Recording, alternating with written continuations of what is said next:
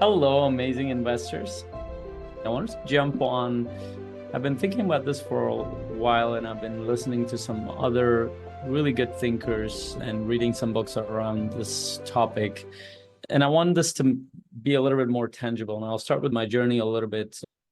Uh, I started about almost a decade ago, and I jumped into the coaching world from the engineering world. And I had just gone through about close to 5 years of schooling and about a couple of years of working in the field.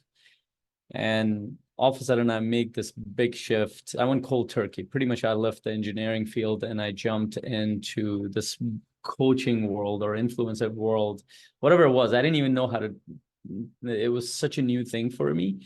I was trying to figure out how it works, but the thing that connected with me a lot to my heart, to my soul, to how I wanted to show up in the world was that when I got exposed to it, I was like, this is me. This is what I've been wanting to do for a long time. And I remember going to my first big conference out, it was in San Jose, California. It was close to 700 and something people from 47 plus different countries. And I was in a group exercise surrounded by 6 or 7 other amazing people from around the world. And they were talking about their mission to serve, support, contribute, and do something that matters to them. And I was just listening to them. And at the end of it, I remember saying this like, what the hell, where the hell have you guys been all my life? And even though when I came back, I made the decision, you know what, I'm moving forward in this new direction. I had a lot of doubts internally myself. I had a lot of fears, of course, just like any other person who's starting out a new path. And I had a lot of pressure socially as well, because to everybody else, I looked crazy, literally crazy, that I'm about to jump off a very lucrative, successful path that I could be on from a work perspective, from a career point of view. And I'm jumping into something that I didn't even know how to explain to people. All I had was an intuition, a hunt, and this wisdom that I got from years and years of research that I did during the times where I was struggling, where I didn't know which direction to go. I was just doing things for the sake of doing things because other people were doing things. And that's a challenge with most of us. We are a social species. Our drive to comply with, conform with other people is so high. We underestimate this so much. Dr. Gabor Mate talks about this, is that we have two drives. One is the drive for authenticity. The other one is the drive for attachment. The drive for authenticity is connected to your core as a human being, to your soul, who you are deep down, whatever you believe, whether you believe you came from God or you're here for a purpose, or you believe that you came here randomly. You come in with some unique traits that is you, that is authentic to you. Came here as a child with those as a child, and you amplify it, work on that, and that gets developed within the environment you live in. And then your other major need as a social species is the need for attachment.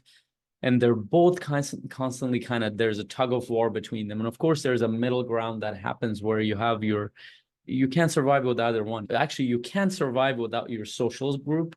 You can survive without authenticity, but it's a slow death. It's like a slow suicide, because you're going to be miserable. You're going to be disconnected. And I've lived close to 30 years of my life like that. It is not worth it.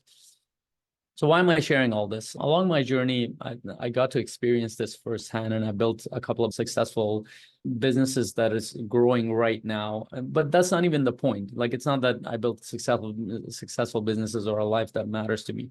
What matters more, and this is the key, every person that I've met and I've worked with a lot of different kinds of people, from kids all the way from 13 years old, all the way to 65 plus, 70 years old, 70, who are entrepreneurs, CEOs, executives, stay-at-home moms, students, professionals of all kinds, entrepreneurs of all kinds. And as I've worked with them, almost everybody has this idea of looking towards this life that they want to build. And I'm not against that. In fact, I do a lot of trainings and coaching sessions on building your vision, building your path. But there's a big misconception that people have. My approach is that build your vision, build your plan for a life that matters to you, not to your parents, not to your society, not to your culture, not to all that stuff. The only condition that, yes, it can be aligned with your parents' culture, religion, all that stuff, is if you feel aligned with that. If you don't, then it can potentially go the opposite direction. So what is that? And this is why one of my favorite quotes, the opposite of courage is not fear, it's actually conformity.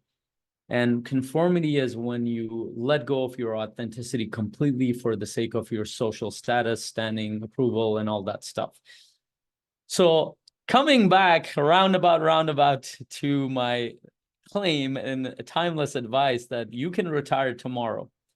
So keep in mind that most of the people that I work with are investors and entrepreneurs, and they want to create a life of purpose, fulfillment, abundance, of freedom, of legacy that they want to leave behind for those around them. And one of the biggest areas they don't consider a lot of the times is that they're always waiting. They're always waiting for their relationships to get better. They're always waiting for themselves to get better. They're always waiting for their life to get better, for their finances and investments to be a certain point, or for them to get the thing that they want to do or create the life that they want to do. And by the way, I did that too. So I'm not just, it's not pointing fingers. I've done that. But at this point, after being on this journey for almost a decade, I realized that one of the things that gives me an edge on the success side, on the business side, is that I'm not waiting for anything. Every morning that I wake up, I look forward to doing the thing that matters to me. And a lot of investors will say, well, I need to make passive income so I never work a day in my life.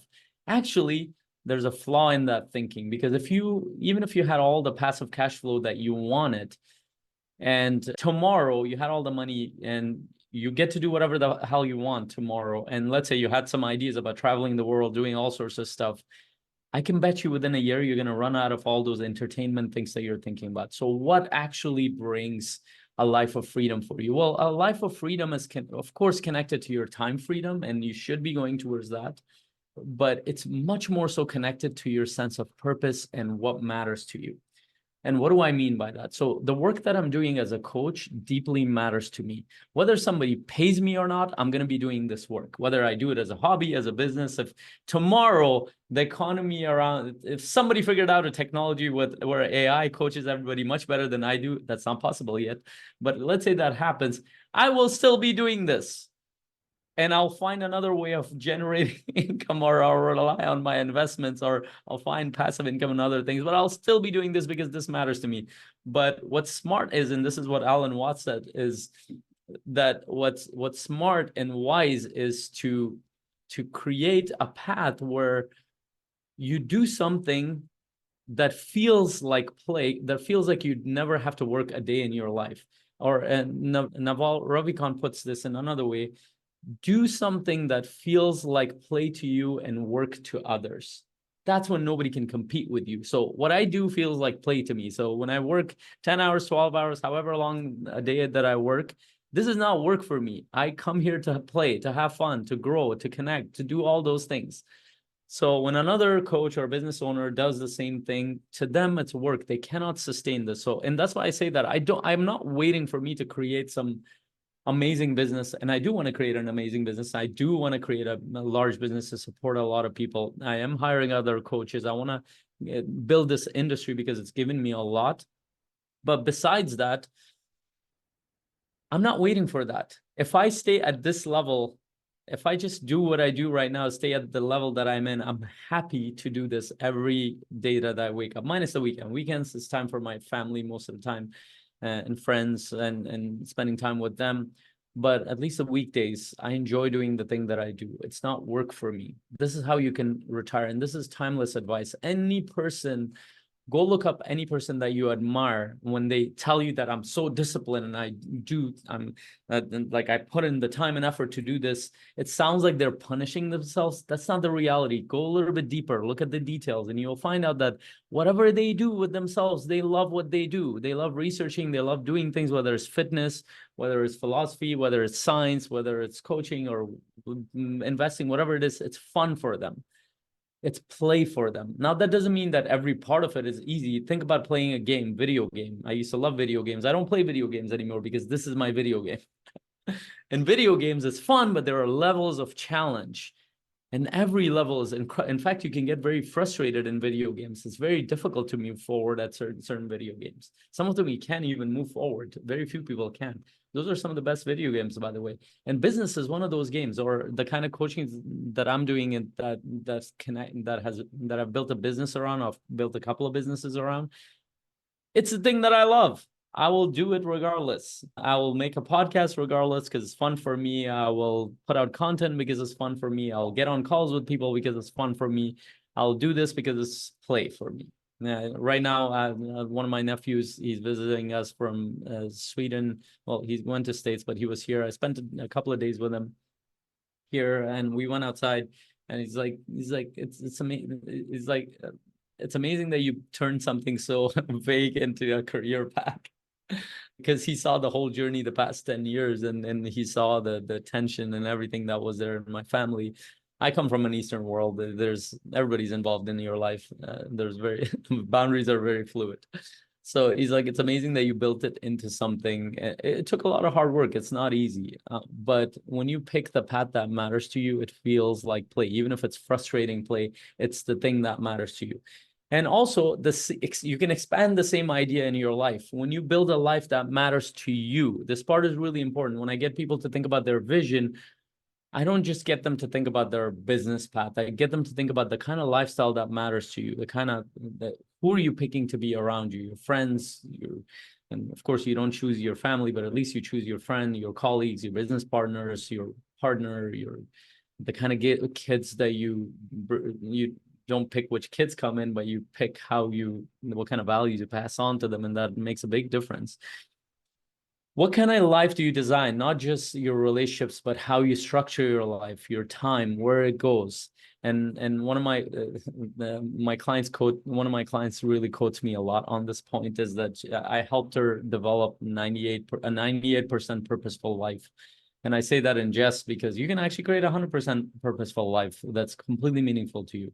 And if I were to survey 100 people, it would be about 50, and these are very high achieving people. About 40 of them will say they have, about half of them will say that they have about 50-60% of their life that's meaningful to them. The rest of it completely meaningless. And I would bet that those are, a lot of them are around obligations and social things that they've made up in their mind because they need to meet that need for attachment.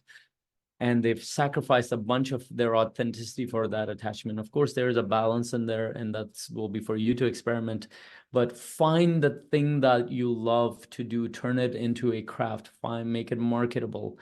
There's so many creative ways you can do things, and design your life that matters to you. Even if you're building towards it, just the fact that you start working towards it, towards that ideal version of you, towards that ideal life, you will feel connected in your own life because you're building towards what matters to you. But you don't just wait for what you build. Start living that vision now. Even if in the beginning stages, when I was doing Uber at the time, and I had maybe 1 or 2 calls a month or every few weeks that I would do with clients, potential clients. I wasn't even getting paid for it, but I celebrated that. I connected with that. I shared that. And I would say that one day I'm going to have a lot of clients. And I do, because I wasn't necessarily looking forward to a lot of clients. I was excited about it, but I was enjoying the thing that I was doing.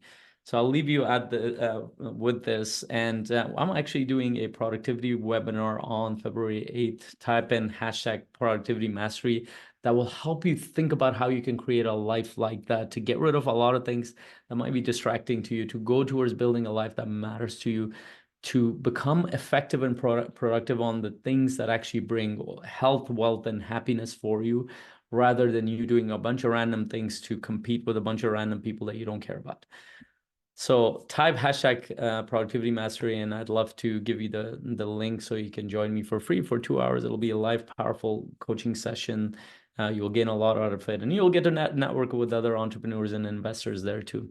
Until my next conversation, hope you have an incredible day. Bye.